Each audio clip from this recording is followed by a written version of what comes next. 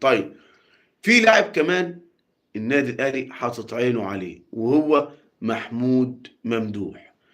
اختي المحترمه الاستاذه هاجر الزملكاويه، اجدع زملكاويه معانا هنا في القناه، على طول حاضره وباستمرار، وعلى طول موجوده معانا، وكانت معانا في الفيديو بتاع الدوره الرمضانيه امبارح. يا رب يكون عجب حضرتك. ديت دورة بلدنا، كنت موجودة انت ورولي من المغرب وناس كتيرة جدا، واخويا وحبيبي حسين من ميلانو، وناس من، يعني بصراحة كانت حاجة محترمة جدا. دورتنا الرمضانية مصر كلها بتتكلم عنها.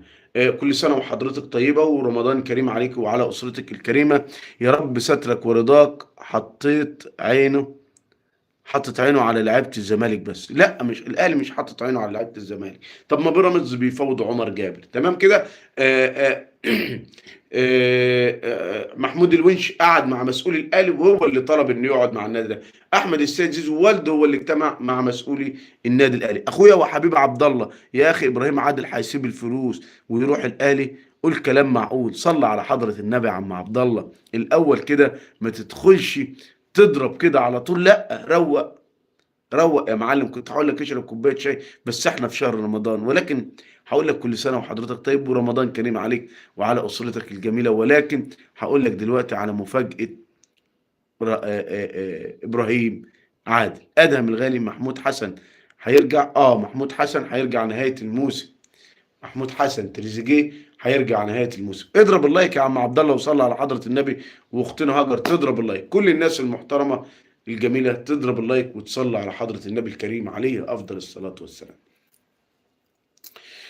طيب يا جماعه، ديت قصه التحكيم. عايز اقول لك ان محمود ممدوح مهاجم حرس الحدود بيطيح بمحمد شريف خارج النادي الاهلي. محمود ممدوح مهاجم حرس الحدود بيطيح بمحمد شريف خارج النادي الاهلي. من الاخر كده يا جماعه، في مقارنه ما بين عوده محمد شريف للنادي الاهلي والتعاقد مع محمود ممدوح مهاجم حرس الحدود. مهاجم حرس الحدود الاقرب التعاقد مع محمود ممدوح، والاهلي ما يرجعش محمد شريف.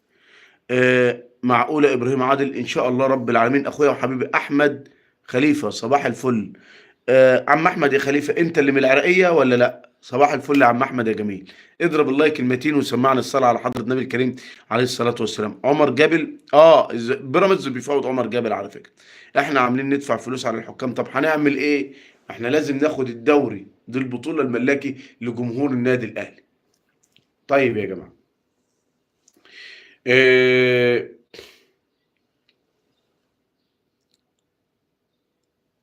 انت عندك 17 سنة، تمام.